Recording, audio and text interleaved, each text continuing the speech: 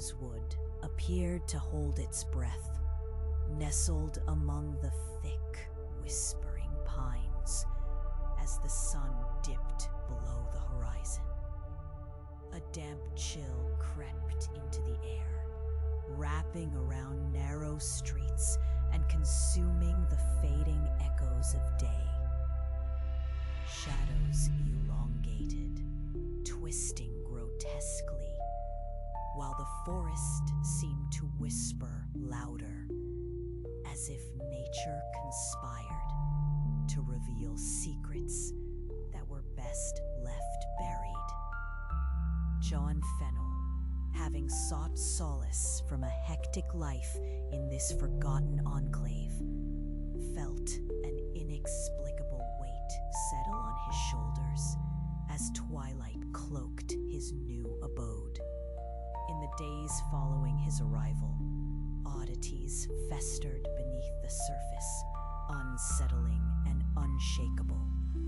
Crickets abandoned their nightly symphony, leaving behind a suffocating hush that gnawed at his reason. Initially, he rationalized the silence, attributing it to the sleepy rhythms of rural life. However, as the nights deepened, he began to feel unseen eyes lurking just beyond the veil of shadows. He noticed movement in the darkened woods, flashes of something fluid and unnatural, vanishing without leaving a trace in the underbrush. Though dread twisted in his gut, an unyielding curiosity propelled him to explore the periphery of his sanctuary, pushing closer to the source of his unease. On the third night, John found himself standing at the threshold of the forest, breath forming spectral wisps in the frigid air. The moon hung high, cloaked in an otherworldly glow, and an urgency surged within him, driving him forward. As he ventured deeper into the trees, branches clawed at him, threatening to tether him to the earth itself. Then he heard it, a low, pulsating hum that vibrated through the ground beneath his feet, thrumming like a living heartbeat. The sound resonated in his bones, raising the hairs on his arms and sending a chill cascading down his spine. Days morphed into surreal cycles of dread, his mind coiling tighter, much like the gnarled roots winding through the woods. Grotesque faces emerged in his dreams, shimmering like the surface of a dark pond, disturbed by unseen forces. By day, even the simplest tasks felt insurmountable, suffocated by a creeping sensation of being watched. The townsfolk skirted his gaze, their whispers trailing off when he approached, their eyes reflecting fragments of understanding that desperately eluded him. Then came the lights, flickering bursts swarming above the forest canopy, swirling in impossible formations. Each glimpse sent waves of vertigo crashing over him, as if reality trembled, threatening to fold inwards. It became apparent that this place was no mere hamlet. It was a nexus of something vast and incomprehensible.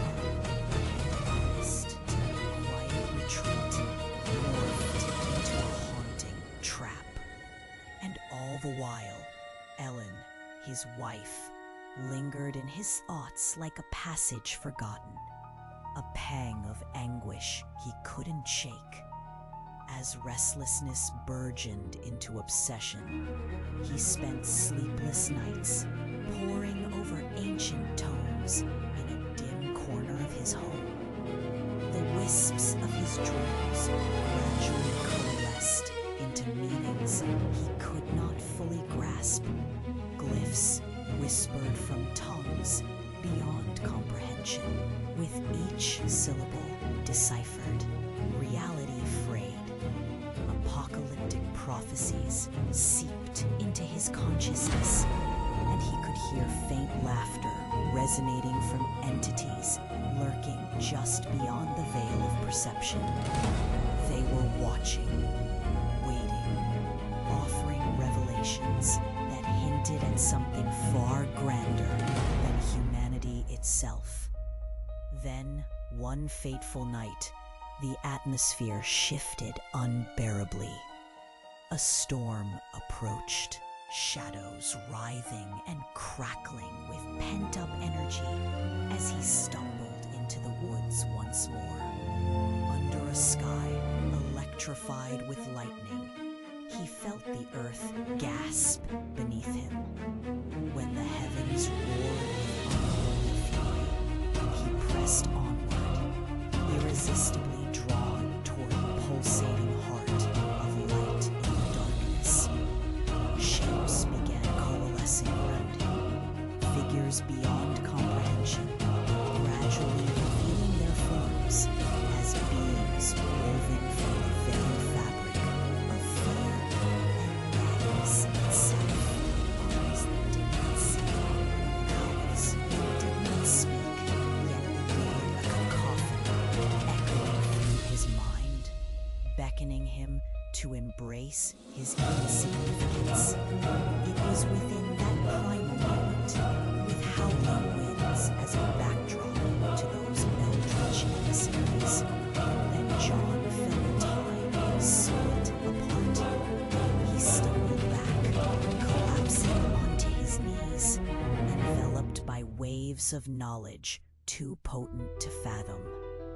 His senses shattered, remnants of sanity flooding away like sand through splayed fingers. He could feel their collective consciousness arcing through his veins, whispering truths of existence too unbearable for the most stable of souls. The heavy weight of the cosmos descended upon him, crumbling the fragile walls of his humanity.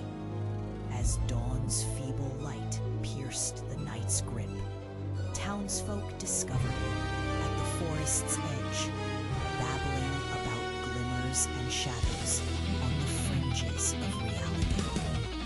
John stared blankly into the suffocating dawn, a dark figure, embodying despair and terror.